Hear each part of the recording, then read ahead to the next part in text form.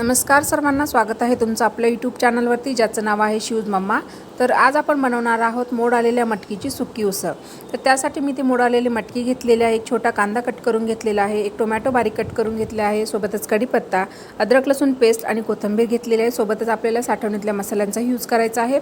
तर इथे सर्वप्रथम मी मोड आलेली मटकी स्वच्छ धुवून घेतलेली आहे। सोबतच एका पॅनमध्ये मी तेल गरम करायला ठेवणार आहे आणि त्याच्यामध्ये जिरे मोहरीची फोडणी टाकलेली आहे। सोबतच बारीक कट केलेला कांदा टाकला, कढीपत्ता टाकला आणि सोबतच त्याच्यामध्ये अद्रक लसूण पेस्ट आणि छोटे टोमॅटो जे आपण कट करून घेतलेलं होतं ते देखील आपल्याला याच्यामध्ये टाकायचं आहे। सोबतच आपल्याला याच्यामध्ये आपल्याला मसाल्यांचा यूज करायचा आहे। तर त्याच्यामध्ये मी सर्वप्रथम त्याच्यामध्ये थोडीशी हळदी पावडर, लाल तिखट पावडर आणि थोडीशी धने पावडर याच्यामध्ये ॲड करते।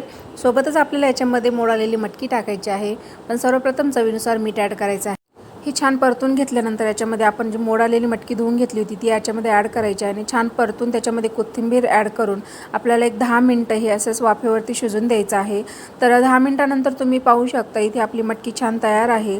तर ही भाजी अतिशय चवीला छान लागते। तर ही भाजी कशी वाटली नक्की मला कमेंट बॉक्समध्ये सांगा आणि आपल्या चॅनलला लाईक शेअर सबस्क्राईब करा।